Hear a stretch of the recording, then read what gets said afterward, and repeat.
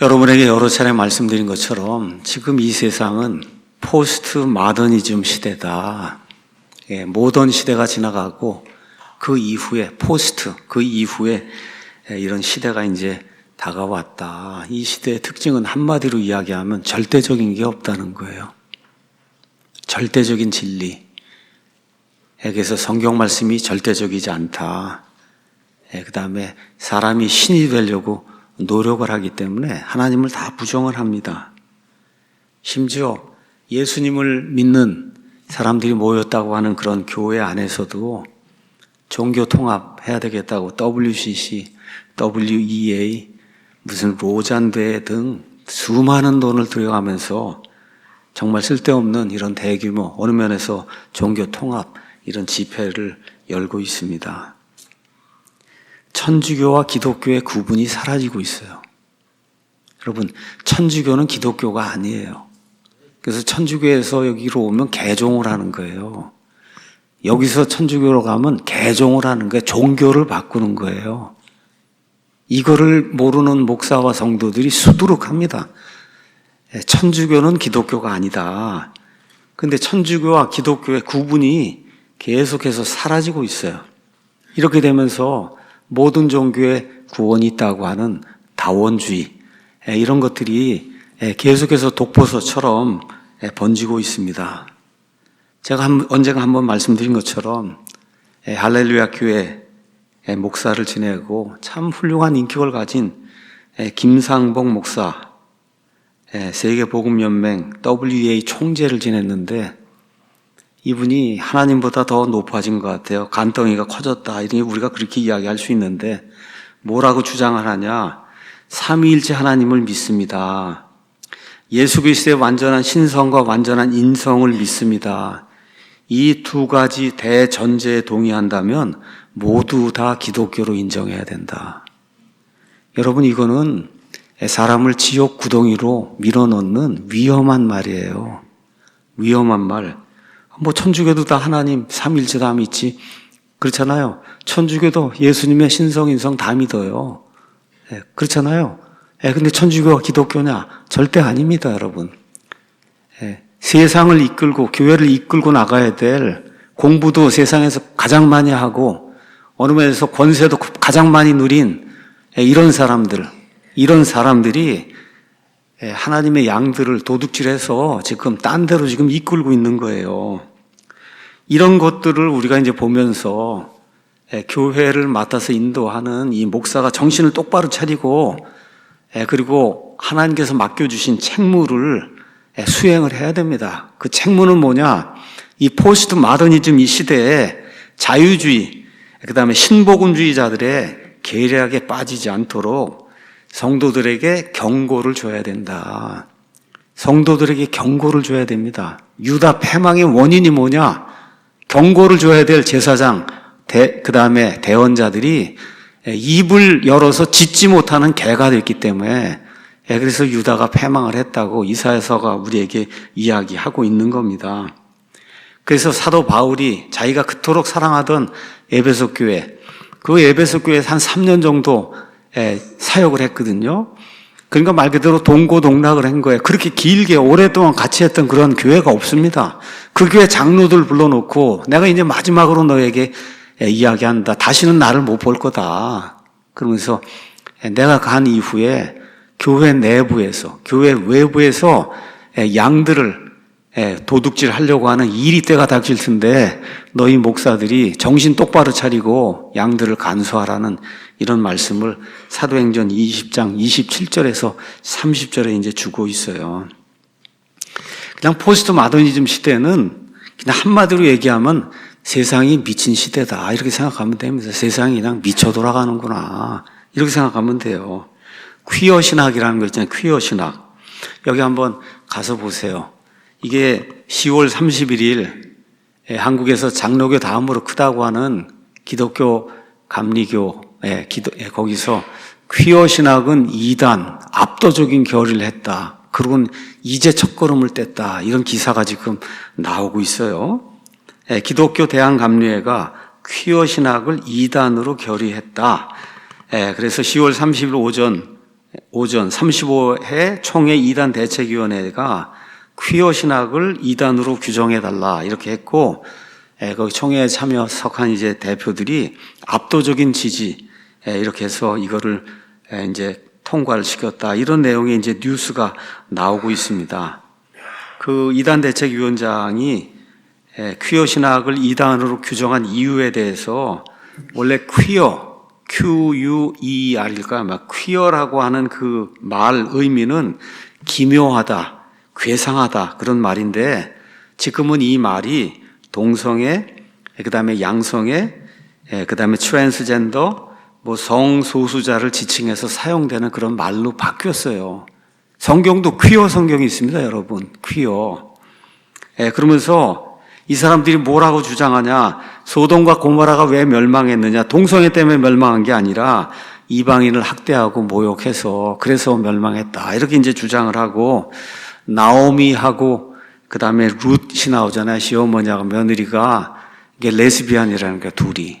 이렇게 주장을 하고 예수님께 하인을 고쳐달라고 했던 백부장하고 그 종이 호모, 동성애자다. 이렇게 주장을 하는 거예요, 이렇게 주장을 하고 있어요. 이게 목사들이 그러는 겁니다, 여러분. 딴 게 아니라 목사들이. 그러면서 이번에 그 이대 위원장 결론적으로 뭐라고 얘기했냐. 퀴어 신학은 반기독교적 이단 사상이고 사회 문제를 이야기하며 타 교단들도 이미 다 이단 교리로 규정했다. 이렇게 이제 해서 총회에 참석한 대표들이 이거 이단이라고 이제 했습니다.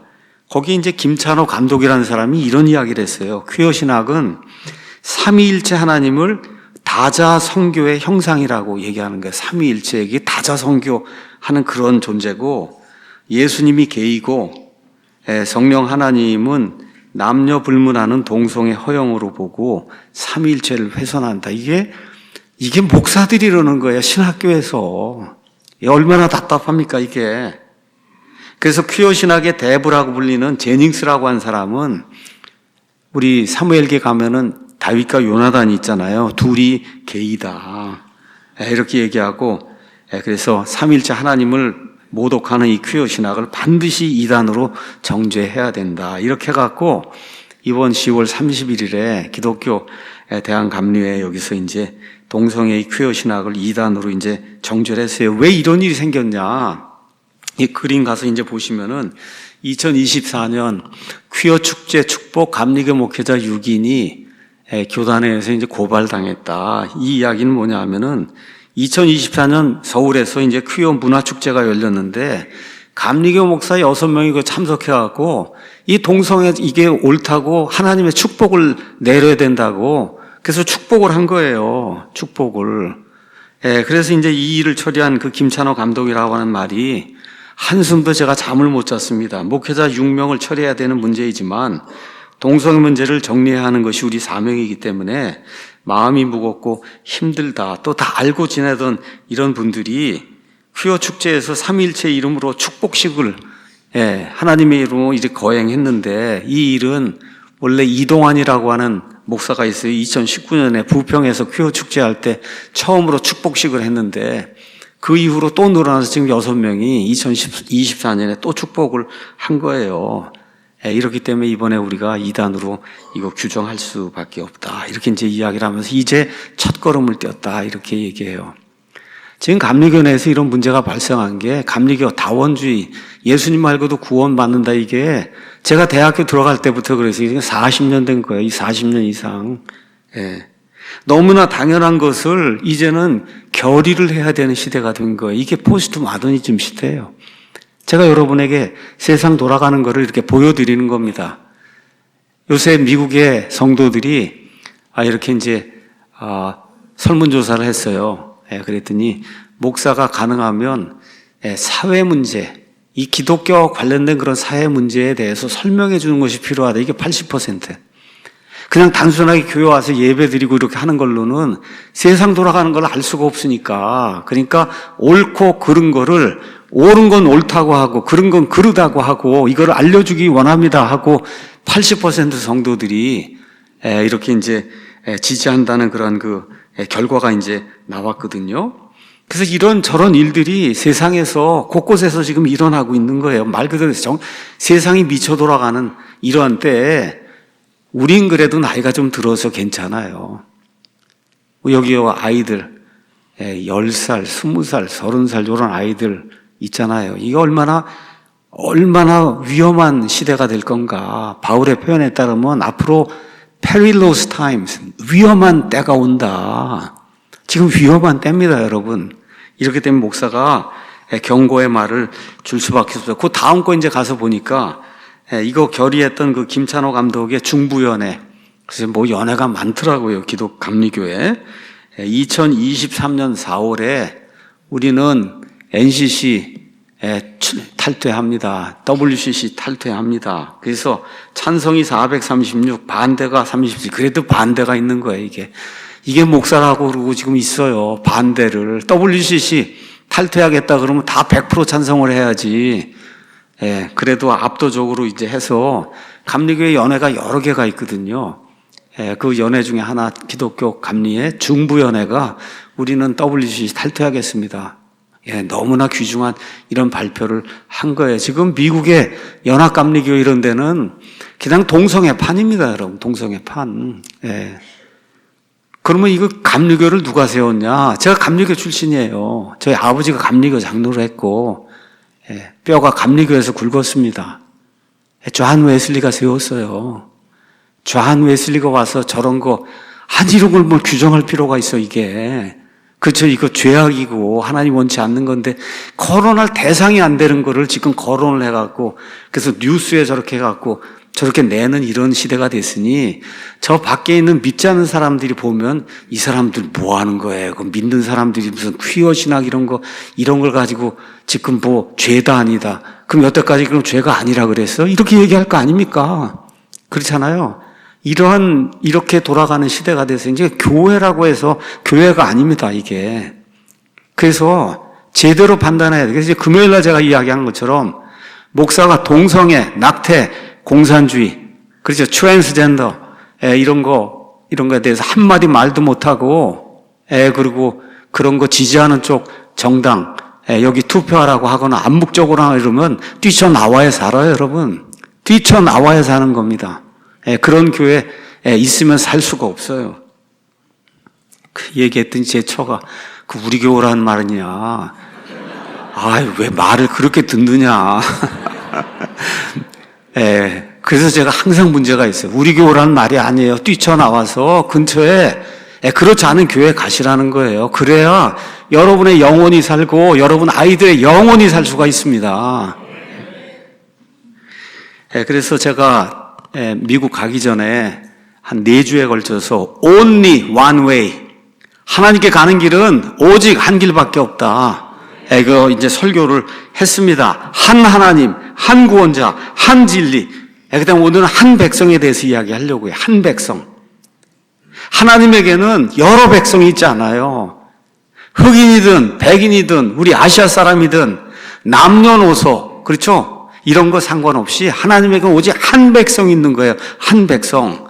오늘 그 하나님의 한 백성에 대해서 하나님의 특별 소유 백성이 뭘 의미하느냐. 예수님과 공동상속자란 말이다. 이런 제목을 가지고 우리가 어떤 존재인가, 왜 우리가 지금 여기 교회에 와서 앉아 있는가, 이런 걸 좀 살펴보는 그런 시간을 좀 갖도록 하겠습니다. 아담과 이브가 이제 타락한 이후에 하나님께서 메시아를 주시겠다고 하는 그런 약속을 하셨어요. 그 이후에 하나님께서 인간의 역사를 통해서 계속해서 자신의 백성, 하나님 믿는 그런 백성을 죄들에서 구속하시는 그런 일을 해오셨어요. 예수님의 이름이 뭐냐? 마태복음 1장 21절. 그의 이름을 예수라 해라. 이는 그가 자기 백성을 그들의 죄들에서 구원할 것이기 때문이다. 예수라는 이름 자체가 하나님의 백성, 예수님에 속한 그 백성을 그들의 죄들에서 구원해 주실 그런 분이라는 거예요. 그 일을 하나님께서 계속해 오셨어요. 그래서 하나님의 백성이라고 하는 거는 예수 그리스도와 연합한 사람들이에요. 예수님과 연합했다. 예수님과 연합했다고 하는 것은 예수님이 2000년 전에 십자가에서 죽으실 때 그때 나도 죽고, 예수님이 돌무덤에 묻히셨을 때 나도 같이 묻히고, 예수님이 사흘 만에 부활하셨을 때 나도 같이 부활했습니다 해서 예수님과 연합이 된 사람이 바로 하나님의 친백성이에요. 그래서 이런 사람에게 하나님께서 로마서 가서 보시면 예수님과 함께 하는 공동 상속자를 만들어 주시겠다. 상속. 아버지의 모든 것을 상속하잖아요. 아이들이. 그렇잖아요. 근데 예수님이 다 상속할 그건데, 그런 유일한 상속자인데, 저와 여러분이 이방이 돼서 하나님의 아들들이 돼갖고, 그래서 그걸 공동으로 상속하는 공동 상속자로 만들어 주신다는 거예요. 자, 그래서 이 그림을 이제 한번 가서 보시면 예수님 밖에 있던 이런 사람이 십자가를 통해서 그래서 예수 그리스도의 몸 안으로 들어오는 거예요. 머리는 누구예요? 예수님이시고 이렇게 돼서 하나의 이러한 이 바디를 구성해요. 머리가 있고 몸이 있고 우리도 그렇잖아요. 머리가 있고 몸이 있고 이게 교회입니다. 이게 교회예요. 그러니까 교회 안에 교회 예배드리러 온다고 해서 교회가 아니에요. 예수님의 십자가의 보혈의 공로, 하나님이 주신 그 은혜, 그렇죠? 이게 무엇인가를 정확히 알고 내가 죄인이라는 사실을 정확하게 알고 그 예수님만을 통해서 내가 예수님의 자녀가 된다고 하는 이러한 그 믿음의 고백을 하게 될 때 성령 하나님께서 우리를 저 하늘에서 다시 태어나게 하는 그런 일이 생기면 우리가 저 몸으로 들어가는 겁니다. 저 몸으로 들어가는 거예요. 교회 다닌다고 해서 들어가는 게 아니에요. 11조하고 헌금하고 주일 성수한다고 해서 들어가는 게 아닙니다. 오늘도 차 타고 오는데 송도에 큰 교회 거기다가 50일 기도 저녁 8시에 모인다고 써놨더라고요. 정신없는 사람들이 매일같이 모여서 그 기도한다고 여러분 저 몸에 들어가는 게 아니에요. 예수 그리스도가 누구신지를 정확히 알아야 저 몸 안으로 들어가는 거예요. 내가 들어가고 게 아니에요. 성령님이 옮겨주시는 거예요. 저 안으로 들어가는 그런 일이 생기면은 그럼 우리 모두가 다 저 몸의 멤버가 되는 거예요. 지체가 되는 거예요. 멤버. 이게 다 몸의 지체입니다. 이게 다 몸의 지체예요. 그 몸의 지체이기 때문에 예수님 안에서 서로가 다 연결이 돼 있는 거예요. 연결. 그렇죠? 예, 그래서 교회라는 공동체, 이 공동체가 대단히 중요하다. 어느 정도로 중요하냐? 예수님께서 마태복음 16장 18절에 이 반석에 내가 내 교회를 세우리니 지옥의 문들이 그것을 이기지 못한다. 그래서 우리가 환란전 휴거를 받는데 7년 환란기 전까지 이 교회가 이 땅에 이제 존재를 하는데 그렇죠? 이 교회가 어떤 거냐? 예수님 안에서 서로 다 연결이 돼 있다는 거예요. 미국에 사는 그리스도인도, 한국에 사는 그리스도인도, 중동에 사는 그리스도인도 다 그리스도인이라 그러면 다 이렇게 연결이 돼 있는데 특별히 우리가 지금 사랑 침례교회라고 하는 여기 서창동 캠퍼스에 지금 다니고 있어요. 우리가 지금 연결은 다 돼 있지만 미국에서 미국 사람들하고 같이 예배 못 드리잖아요. 그렇죠? 그래서 하나님이 여기 지역교회라고 하는 이런 교회를 주셨습니다.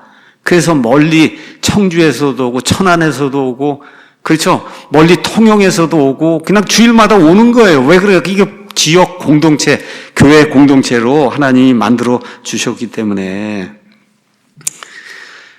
제가 이렇게 살다 보니까 어떻게 이제 목사가 됐는데 되다 보니까 목사들 모임도 있고 또 학교에서 이제 교수직 이제 하다 보니까 여러 가지 모두 좀 맡으라 그러고 또 학회 회의도 있다 그러고 이런 모든 게 다 있어요. 근데 그냥 한마디로 저는 안 갑니다. 그런 거 보직 맡으라 그런 거 안 해요. 왜 그러냐? 시간이 없어요. 여러분과 함께 말씀을 어떻게 하든지 읽고 가르치고 이렇게 하는 또 모여서 제가 하는 게 뭐가 있어요. 제가 사회성이 하나도 없는 사람이라 잘 놀지도 못하고 그러는데 그래도 그냥 목사가 거기 자리에 앉아 있으면 좋다고 그러니까 여러분들 그냥 모임에 이거 가는 걸 가장 기쁘게 생각을 합니다. 여러분 특히 교회 오래 다니시고 이런 분들은 제 허물, 그 다음에 실수하는 거, 성격이 급해갖고 그냥 실수하고 실패도 하고 이런 모든 거를 다 알고 있습니다. 그래서 저의 연약한 가운데서도 여러분을 섬기는 거 이게 제 기쁨이에요. 왜? 이 교회 공동체를 섬겨야 되기 때문에 제가 일주일에 3번 설교 준비하고 또 요 근래에는 제가 이사해서 강의에 일주일에 2번, 3번 이렇게 하면은 5번, 6번 설교를 준비해야 돼요. 그런데 기쁨으로 하고 있습니다. 이것이 내게 주어진 그런 책무고 내가 할 수 있는 가장 쉬운 일이에요. 내가 할 수 있는 가장 쉬운 일. 그래서 이사회서 같은 것도 다 집에서 다 촬영해갖고 영상 다 만들어서 이렇게 해서 올리고 있어요. 이게 제 기쁨입니다. 이 공동체를 섬기는 게. 여러분이 교회 공동체에 속한 거 기쁘게 생각하십니까? 우리 사랑침례교회라는 이런 공동체에 속한 거 이거 하나만 해도 감사해야 돼요. 매일 저녁 8시에 50일 와라 그러면 여러분 그거 얼마나 힘들겠어요. 매일 저녁 8시에 50일 기도하러 오라고 그러면 여러분 얼마나 힘들겠어요. 제가 그런 거 안 시키잖아요. 그 쓸데없는 그런 일. 그래서 교회는, 지역교회는 크리스찬 삶의 기초예요. 그래서 제가 여러분에게 문자를 보내드렸듯이 이렇게 주일에 한 번, 특별히 오전에 모두가 이렇게 모여서 찬송을 하고 기도를 하고, 그렇죠? 이렇게 함께 모인 이 공예배를 소중하게 생각해야 됩니다. 소중하게 생각해야 돼요. 여러분, 초대교회 때 핍박받는 성도들이 이렇게 예배 한번 드리고 찬송가 한번 불러보고 이거 하지 못해갖고 동굴 속에 숨어 다니고 이러던 때가 있었어요. 지금 마음 놓고 그냥 소리 높여서 하나님 찬양하고 음향시설도 이렇게 좋고 이런데 편안한 데 앉아서 이렇게 예배 드리잖아요. 이거를 인생에서 가장 큰 기쁨으로 생각하는 사람이 좋은 그리스도인이에요. 그러니까 교회 리더가 된다, 리더의 아내가 된다 이렇게 이제 되면 공예배 빠지면 안 됩니다. 오전 예배 반드시 참석해야 되고 오후 예배도 반드시 참석해야 되고 가능한 한 금요일도 참석해야 되고 특별히 이 근처에 사는데 한 20분 30분 근처에 산다. 교회 오셔야 돼요. 금요일 날. 텔레비 보지 말고 오셔야 되는 거예요. 그게 진정한 그리스도인이에요. 그거 오는 게 더 기뻐야지 집에 있는 것보다. 제가 1시간 2시간 있는 사람 얘기 안 합니다. 한 30분 정도 요 근처에 있는데 집에 있는 게 더 좋다. 그 뭔가 이상한 거예요. Something is wrong. 뭔가 이상한 거예요, 이게. 한 30분 정도 내에 살면 금요일 날 이런 때 교회 오는 게 너무 기뻐야 되는 겁니다, 여러분. 그래서 공예배를 귀중히 여겨야 돼요. 여기 히브리서 가서 보니까 사도 바울이 10장 23절에 약속하신 분께서 신실하시니 우리가 우리 믿음의 고백을 흔들림 없이 굳게 잡고 서로를 주의 깊게 살펴보아 사랑과 선한 행위를 하도록 격려하며 선한 행위를 하도록 격려를 하고 근데 모여야 격려할 수 있잖아요. 모여야. 그렇죠? 그러니까 어떤 사람들의 습관과 같이 우리 함께 모이는 일을 폐하지 말고 서로 권면하되 그날이 다가옴을 너희가 볼수록 더욱더 그리하자. 이걸 가지고 맨날 교회 오라는 사람들이 있는데 그런 얘기 아닙니다, 여러분. 절대 아니에요. 최소한 공예배. 그렇죠? 여기만큼은 여기서 부르는 이런 그 찬송을 부를 때 그런 어떤 그 감동 이런 건 집에서 못 느끼는 거예요. 이거는 맛을 본 자만이 아는 거다. 그래서 교회가 이제 하나 되는 것이 중요하기 때문에 교리와 실행 이런 면에서 우리가 하나가 돼야 된다는 걸 목사가 이제 가르치는 겁니다.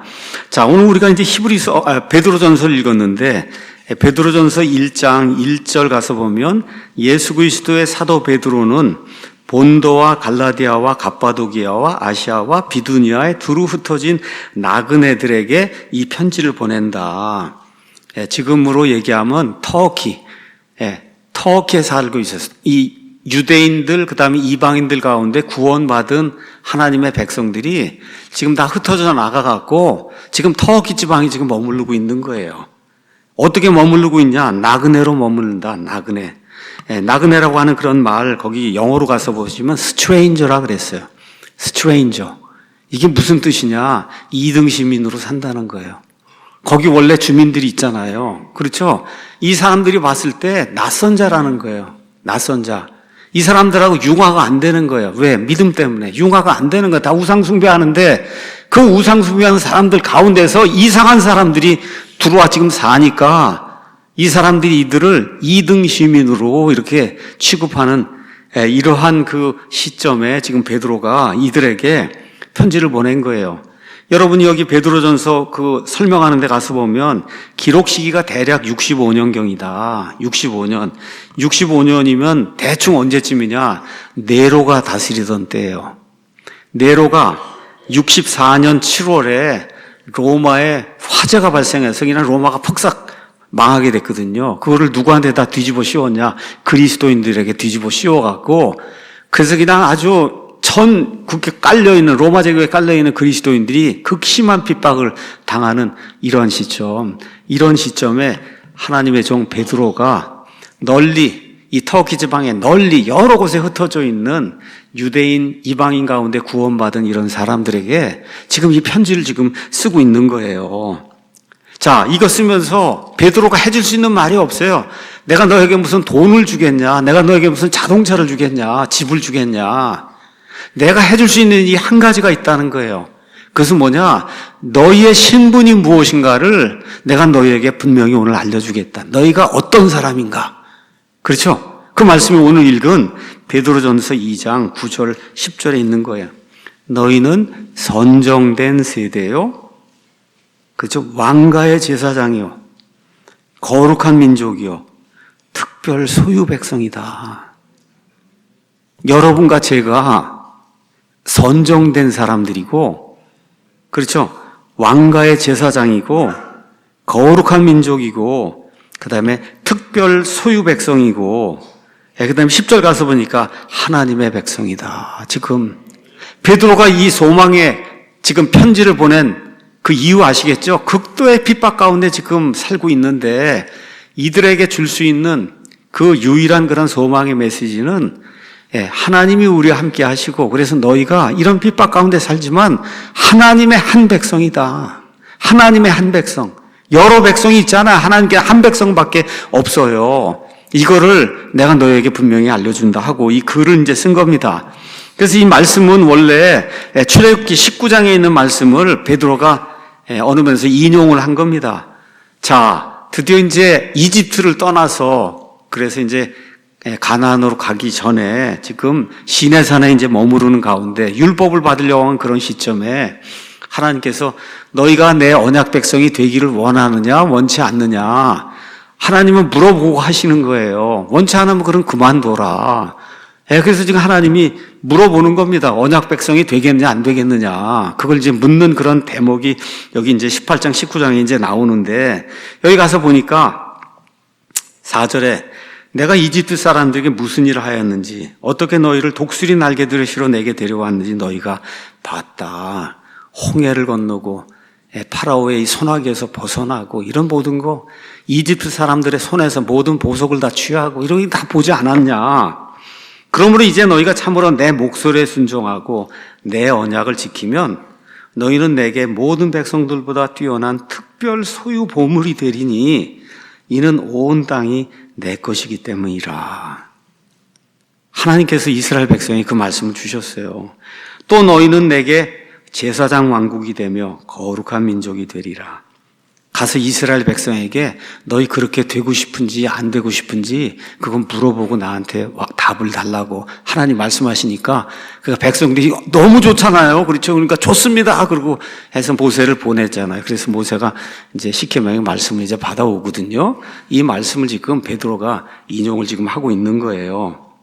한마디로 하나님의 은혜로 이스라엘도 가나안 땅으로 들어가게 되고 저와 여러분도 죄와 사망과 지옥과 사탄의 권세에서 꽉 쥐고 있는 이 권세에서 우리가 하나님의 은혜로 구원받은 거예요. 내 힘으로 구원받은 게 아니다. 하나님이 독수리 날개들로 내가 저들을 데려오지 않았냐. 그렇게 이야기하시는 거예요. 우리 기독교의 핵심은 은혜입니다. 내가 무언가를 열심히 일해갖고 그래갖고 내가 그걸 받으면은 그건 뭐예요? 보수를 받은 거예요. 보수를. 일한 대가를 받은 건데, 그렇죠? 일을 하지 아니할지라도 하나님을 부인하고 거부하는 그런 자들을 의롭다고 하시는 그분을 믿는 자에게는 그의 믿음을 하나님이 그걸 의로 여겨주신다. 저도 부족한 사람이고 여러분도 부족한 사람이고 다 죄 가운데 사는 그런 사람이에요. 하나님의 뜻대로 살지 않는 죄인입니다.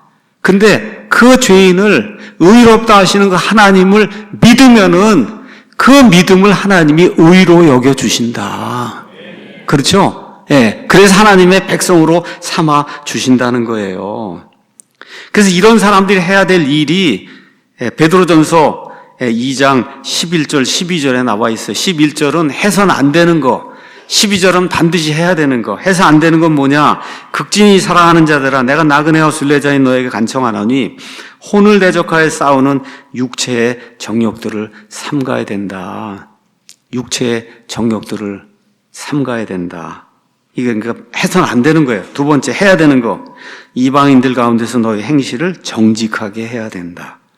이것은 그들이 너희더러 악을 행하는 자라고 비방하다가도 자기들이 바라볼 너의 선한 행위들로 인해 주께서 찾아오시는 날에 하나님께 영광을 돌리게 하려 합니다. 이런 내용이 그 안에 기록이 되어 있어요. 그래서 하나님의 백성이면 하나님의 백성의 신분에 맞게 살아야 된다. 베드로가 그렇게 이야기하고 있습니다. 그럼 우리의 신분이 뭐냐? 첫 번째 9절 가서 보니까 우리는 선정된 세대다. 영어의 세대, 제너레이션이라고 한 말, 여러분 제너레이터 이런 얘기 들어봤죠? 발전하고 그럴 때 무언가를 생산해내는 게 제너레이트 하는 거예요.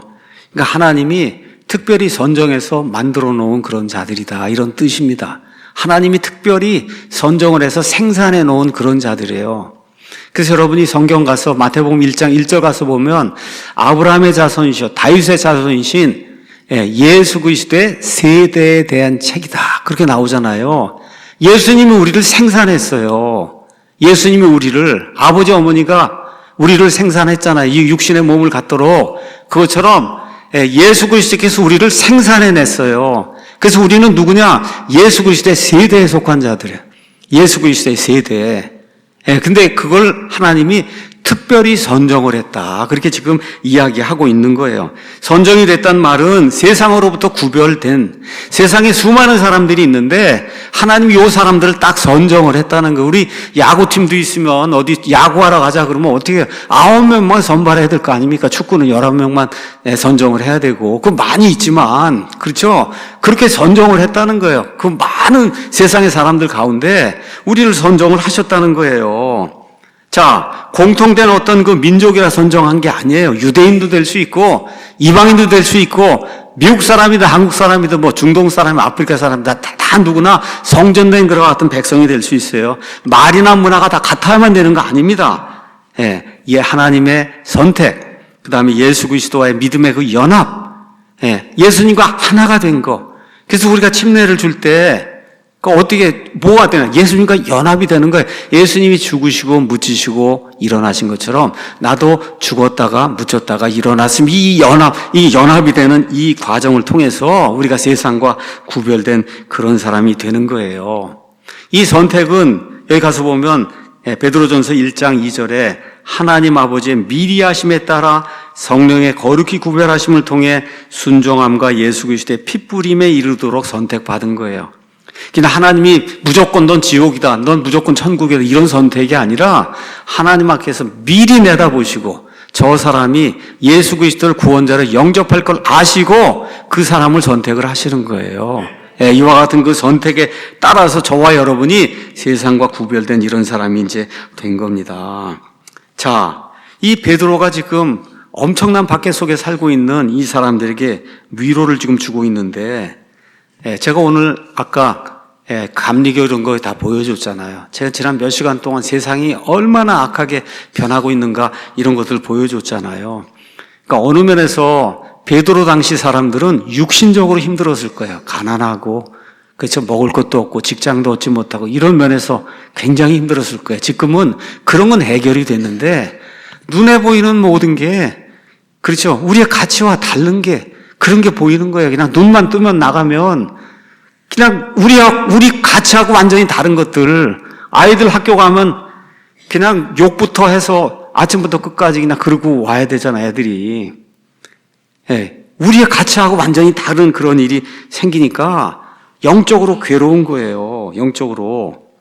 그래서 같은 베드로가 베드로후서 2장에 이런 말씀을 기록했습니다. 2장 7절에서 8절에 소돔과 고모라에 살던 롯에 대해서 사악한 자들의 더러운 행실로 인해 괴로움을 받던 의로운 롯을 하나님이 구출하셨다. 그러면서 뭐라고 써서 이는 저 의로운 사람이 그들 가운데 거하면서 보고 들음으로써 그들의 불법 행위들로 인해 날마다 자기의 의로운 혼을 괴롭게 하였기 때문이다. 여러분, 이 마음이 드십니까? 세상 이렇게 보고 세상이 미쳐 돌아가는 거 이런 거 보면서 이 혼이 엄청난 스트레스 받으세요, 여러분? 이게 받아야 돼요, 이 혼이. 어떻게 이렇게 세상이 이렇게 미쳐 돌아갈 수가 있을까? 그렇죠? 그리고 하나님께 도와달라고 간구하는 그런 사람이 돼야 돼요. 이게 그리스도인입니다. 이게 그리스도인이에요. 돌아가든 뭐하든 상관없이 주일에 예배 드리고 11조 드리고 복 받고 그리고 집에 가면 끝이다. 이거 그리스도인 아닙니다, 여러분. 진정으로 저와 여러분 안에 하나님의 영, 진리의 영이 계시면 옳고 그른 걸 구분할 수 있잖아요. 이 옳지 않은 것이 그냥 극도로 올라가갖고 사람들을 괴롭게 하면 영적인 스트레스가 엄청나게 작동을 해야 그래야 그 사람이 진정한 그리스도인이에요. 예수 그리스도의 영이 있는 그런 사람이에요. 이런 사람들에게 베드로가 뭐라고 격려하냐? 걱정하지 마. 너희는 선발된 사람들이야. 예수님의 십자가의 피로 너희는 선정된 사람들이야. 이 선정된 사람이라고 한 놀라운 이 하나님의 복이 우리 사랑침례교회 모든 성도들에게 임하기를 예수님의 이름으로 먼저 축원합니다. 자, 두 번째는 너희는 왕가의 제사장이다. 왕가의 제사장이라는 말은 왕 같은 제사장이라는 거예요. 그러니까 왕 겸 제사장이다, 그런 얘기예요. 제사장은 원래 하나님과 사람들 사이에 서서 중보하는 일로, 그래서 하나님을 섬기고 사람을 섬기는 그런 일을 하던 사람이 제사장입니다. 또 하나님은 왕도 사람들을 섬기라고 그렇게 지정을 해주셨어요. 로마서 13장도 하나님의 사역자, 사역이 않고 거기서 미니스터라고 써 있어요. 미니스터는 모세가 여호수아를 자기의 섬기는 자로 뒀다 그랬죠. 그 섬기는 자가 미니스터예요. 그러니까 세상에 대통령이 되든 왕이 되든 이게 다 뭐 하라고 하나님이 세워주시는 거냐? 섬기라고 세워주시는 거예요. 섬기라고. 그러니까 여기 우리가 왕이 되고 제사장이 됐으니까 너무 좋다 그러고 권력을 행사하는 그런 자리에 올라가는 게 아니라 왕이 되고 제사장이 됐다고 하는 말은 섬겨야 된다는 뜻이다. 섬겨야 돼요. 그 섬긴다고 하면 두 가지가 있어요. 하나님을 섬기는 게 있고 그 다음에 우리가 사는 이 세상 사람들을 섬겨야 돼요. 그래서 다윗이 사도행전 13장 36절 가서 보면 자기 세대를 섬기다가 하나님께 갔다. 여러분, 우리 대한민국 지금 21세기에 저와 여러분이 이 땅에 살고 있어요. 이 땅의 사람들을 섬겨야 되는 거예요.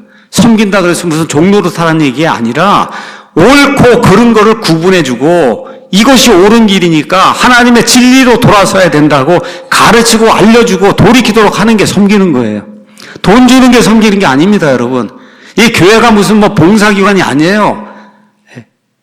어떻게 해야 되나? 하나님의 올바른 진리를 가지고 하나님 이건 미워한다, 하나님 이건 좋아하신다, 그래서 예수 그리스도를 믿어야 된다고 그렇게 가르쳐주고 알려주고 예수님께로 인도할 수 있는 어떤 수를 써서라도 이렇게 하는 게 이 세대를 섬기는 거예요. 우리가 그냥 단순하게 구원 받았구나 여기서 끝나면 안 되고 이 세대를 하나님 섬기는 건 당연한 거고요. 신학시대의 특징이 뭐냐? 전 성도가, 구원받은 전 성도가 제사장이 되는 거예요.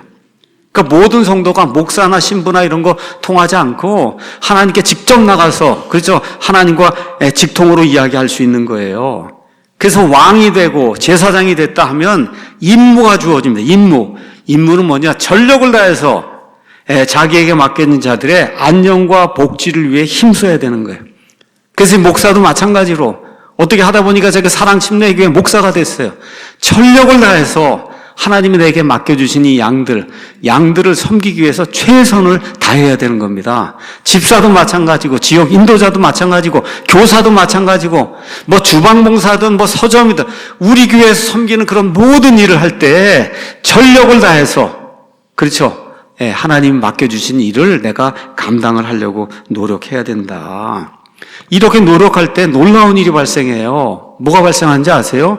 이렇게 섬겨야 하나님이 주시는 자유를 누릴 수 있어요.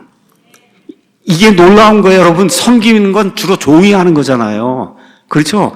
주로 종이 섬기지 않습니까? 근데 하나님의 말씀을 가지고 하나님을 섬기고 이 세대를 섬기면은 그럼 하나님께서 자유를 주신다. 너무 놀라운 아이러니가 이제 생기는 거예요. 1961년에 케네디가 취임하면서 취임 연설을 했습니다. 국가가 여러분에게 무엇을 해줄 것인가 묻지 말고 여러분이 국가를 위해 무엇을 할 수 있는가를 물어보십시오. 오늘 저도 동일한 말씀을 드리고 싶습니다. 교회가 여러분을 위해서 무엇을 해줄 것인가 그거 묻지 말고 여러분이 이 교회를 위해서, 이 국가를 위해서 무엇을 할 수 있을 것인가, 어떻게 하나님을 섬길 수 있을 것인가, 하나님의 진리를 어떻게 전달할 수 있을 것인가, 이거를 물어보시기 바랍니다. 이게 교회 성도라면 누구나 해야 될 이와 같은 의무입니다. 자, 세 번째가 뭐냐? 너희는 거룩한 민족이다. 거룩하다. 저는 요 근래에 야고보서, 베드로 전후서 이런 말씀을 좋아합니다. 더 좋아하게 됐어요. 왜 그러냐? 로마서는 사람이 어떻게 의롭게 되느냐 이걸 이제 이야기하고 여기 야고보서, 베드로 전후서는 구원받은 사람이 어떻게 살아야 되는가 이야기해요. 구원받은 사람이 어떻게 살아야 되는가? 이게 얼마나 중대한 문제입니까, 우리에게. 그래서 여기 베드로전서 1장에도 가서 보면 14절에 너희는 순종하는 자녀들로서 무지하던 때 이전 정욕들에 너희 자신을 맞추지 말고 오히려 너희를 부르신 분께서 거룩하신 것 같이 너희도 온갖 종류의 행실에 거룩할지니라. 기록된 바 내가 거룩하니 너희는 거룩할지니라 하셨느니라. 그 지금 거룩한 백성이 돼야 되는 거예요. 거룩한 민족이 돼야 되는 거다. 그 일을 위해서 하나님께서 얼마나 거룩한 것과 부정한 것, 이거를 하나님이 얼마나 구분하시는가, 이거를 철저히 보여주시기 위해서 하나님이 무려 27장을 할애해서 레위기를 주신 거예요. 레위기. 아이고 이거 뭐 정결한 짐승, 부정한 짐승 외우라고 주셨나, 뭐가 이렇게 많나 이렇게 생각하지 마시고 그 안에 하나님이 하시고자 하는 말씀이 있어요. 그 뭐냐? 거룩한 백성으로 살려면 이렇게 돼. 왜? 내가 거룩하기 때문에. 내가 거룩하기 때문에. 그래서 27장을 할애해서 그래서 거룩함을 이야기하고 있는 거예요. 이사야서 6장을 이제 가서 보시면은 이사야 대언자가 우시아 왕이 죽던 해에 내가 또한 보니 주께서 높이 들린 왕자에 앉으셨는데 그분의 옷자락이 성전에 가득 찼고 거기에 스랍들이 막 날아다니는 겁니다. 그렇죠? 그러면서 스랍들이 서로 이야기하는 거예요. 외쳐서 뭐라고 얘기하냐? 거룩하다, 거룩하다, 거룩하다. 영어로 holy, holy, holy. 군대들의 주여 그분의 영광이 온 땅에 충만하다. 하나님은 거룩하신 분이에요. 그래서 하나님이 거룩하다고 하는 이 사실을 이사야가 그 전에도 알았지만 이 환상 비전을 보고 나서는 터퍼덕하고 주저앉잖아요. 어휴, 내가 더러운 입술을 가진 사람이구나. 정말 흉악한 죄인이구나. 그렇죠? 그래서 5절에 내게 화가 있도다. 내가 망하게 되었도다. 내가 입술이 부정한 사람이고 입술이 부정한 백성의 한가운데 거하면서 내 눈이 하나님의 영광과 하나님의 거룩함을 봤으니 내가 어떻게 살겠느냐 하고 털퍼덕 주저앉으면서 나오는 첫 번째 말이 나는 무익한 죄인입니다. 이런 말이 나오잖아요. 그렇죠? 이게 있은 다음에 사명이 주어지는 거예요. 그래서 저와 여러분이 사랑 침례교회 이렇게 온다 이렇게 할 때는 내가 거룩한 백성이 돼야 되겠다. 왜? 하나님이 거룩하니까. 저와 여러분이 성경적으로는 이미 하나님의 본성에 참여한 자가 됐어요. 이것도 베드로가 얘기하는 거예요. 베드로후서 1장에. 하나님의 본성이 뭐예요? 거룩함이에요. 거룩함. 그러니까 저와 여러분이 거룩한 민족이 돼야 되는 거다. 제가 이거 준비하면서 어떤 예화를 이제 봤는데, 거룩하다는 게 뭡니까? 그러니까 뭐 옷을 깨끗하게 이렇게 입고, 뭐 이렇게 이렇게 하는 게 거룩한 거냐, 교회 올 때. 물론 중요하죠. 단정하게 옷 입고 오는 거. 그래서 미국에 가면은 우리나라는 뭐 현대자동차, 기아자동차 하면 가격이 다 똑같아. 5천만 원. 그런 게 그냥 이 집이나 저 집이나 다 5천만 원이에요. 미국에 가면은 자동차 단지에 가서 자동차를 사야 되는데 한 수천 대가 있어요. 근데 가면은 진짜 가기 싫은 데가 자동차 사러 가는데요. 가서 이렇게 딱지를 보고 살려고 그러면 그 다음부터 이게 얼마고 이게 얼마고 뭐가 얼마 이렇게 해갖고 추가가 이제 되기 시작하면 정신이 없습니다. 말 그대로 속이는 거죠. 쉽게 얘기하면. 이렇게 속이는 일을 해요. 그래서 자동차 단지 사장이 목사님을 만나갖고 이제 목사님이 자동차 사러 오는 모든 사람들에게 이 자동차 살 때마다 제가 전도, 책자 이런 모든 거 다 그 안에 넣어서 이제 주겠습니다. 그렇게 얘기하니까 목사님이 참 좋은 생각입니다. 근데 그리스도인으로 먼저 해야 될 일이 있어요. 손님을 속이지 마십시오. 여러분, 이게 거룩함이에요. 거기 나오잖아요. 거기 아까 우리가 읽은 그 말씀에 12절에 이방인들 가운데서 너희 행실을 정직하게 해라. 이게 거룩함입니다. 어려운 일이 아니에요. 뭐 하나님이 어려운 일, 다이아몬드하고 뭐하고 해서 그 금 치장해라 그 얘기하는 게 아니라 너희의 행실을 이방인들 가운데서 믿지 않는 자들 가운데서 정직하게 하는 게 그게 거룩한 거예요. 그게 거룩한 거. 그렇죠?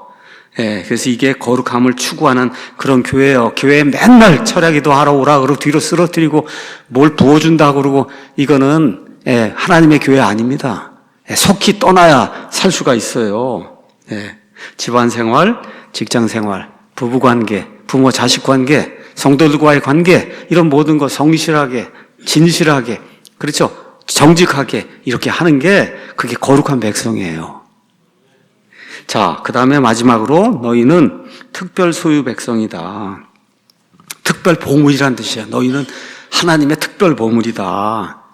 여러분, 저는 뭐 보석 같은 거에는 관심이 없는데 아마 자매님들은 좀 관심이 있을 것 같아요. 다행히 제 처는 없어서 제가 감사하게 생각을 하고 있는데, 자, 엄청난 다이아몬드가 하나 있다 그러면 이거 엄청난 기쁨이 아니겠어요? 대다수 사람에게. 그렇죠? 그게 특별 소유예요. 이게 특별한 소유. 그렇잖아요. 그 하나님의 특별 소유 백성이라는 거는 하나님의 상속 백성이라는 뜻이에요. 그 상속 백성의 뜻이 뭐냐? 하나님의 생속 재산을 다 차지하는 사람이다.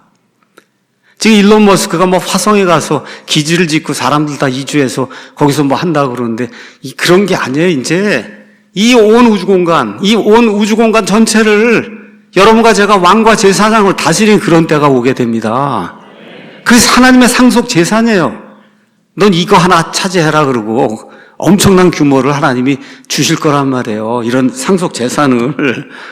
그게 첫 번째 의미고 두 번째는 그리스도와 함께 공동상속자가 된다. 이런 뜻이에요.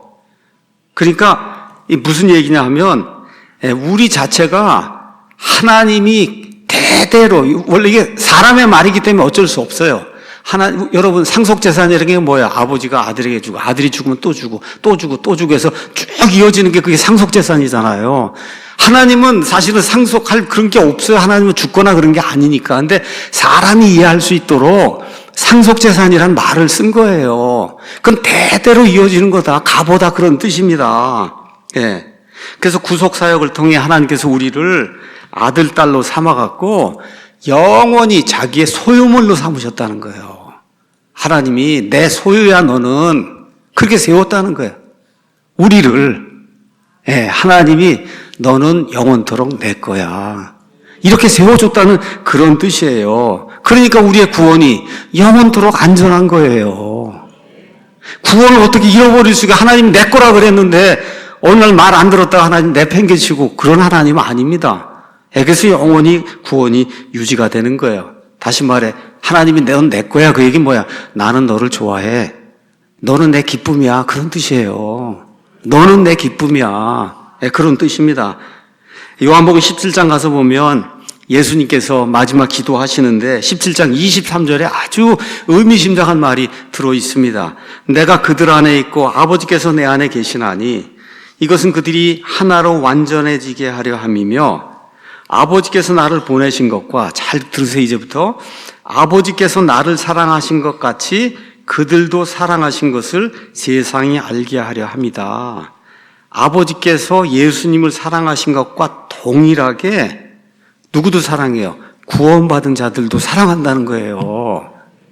얼마만큼? 예수님을 사랑하는 것만큼 저와 여러분을 사랑한다는 거예요, 하나님께서. 그래서 여기 중요한 말씀이 있는 거예요. 자신의 아들을 사랑하는 것만큼 입양된 우리 아들도 하나님이 사랑하신다. 그래서 스펄전이 이런 말을 했다 그럽니다. 우리가 십자가를 바라볼 때, 십자가 아닌 다른 거 말고 십자가를 바라볼 때 정말 아버지 하나님께서 자기 아들 예수님을 사랑한 것만큼이나 나를 사랑하시는가? 이 질문을 한번 해보라는 거예요. 십자가를 이렇게 바라보면서 저 하늘에 계신 아버지 하나님께서 자기의 친아들이 있잖아요. 그게 예수님이잖아요. 그 예수님을 사랑한 것만큼 나를 사랑하는가? 우리의 답이 뭐가 돼야 되겠어요? 성경적으로 예스입니다, 여러분. 예스. 그런 거예요. 그 하나님이 자기 아들 예수님을 사랑한 것만큼이나 저와 여러분을 사랑한다. 그래서 자기의 상속 재산, 특별 소유 백성으로 삼으셨다고 성경이 우리에게 이야기하고 있는 거예요. 그 다음 구절에 아버지와 원하건대 아버지께서 내게 주신 자들도 내가 있는 곳에 나와 함께 있게 하사 아버지께서 세상에 창건 이전에 나를 사랑하셨으므로 친히 내게 주신 나의 영광을 그들이 보게 하옵소서. 이렇게 해서 셋째 하늘에 가서 새 예루살렘에서 저와 여러분이 아버지 하나님의 영광, 아들 하나님의 영광, 그 다음에 성령 하나님의 영광을 바라보게 이제 될 거예요. 왜 그러냐? 우리가 하나님의 특별 소유 백성이니까, 하나님의 특별한 보물이니까. 오늘 말씀 정리합니다. 하나님께는 여러 백성이 있지 않아요. 이 땅에는 여러 백성이 있어요. 한국 사람, 중국 사람, 일본 사람, 여러 백성이 있어요. 근데 하나님께는 오직 한 백성만 있는 거예요. 한 백성. 한 백성만 있다. 구약과 신약에 구원받은 모든 성도들이 하나님의 한 백성을 이루게 되는 겁니다. 그래서 하나님께서 자신의 백성을 기뻐하시기 때문에, 그래서 여기 12절에 있는 것처럼 이방인들 가운데서 우리 행실을 정직하게 하고 이렇게 해서 하나님께 영광을 돌리는 그런 삶을 살아야 된다. 그게 한 백성이 된 사람의 책무예요.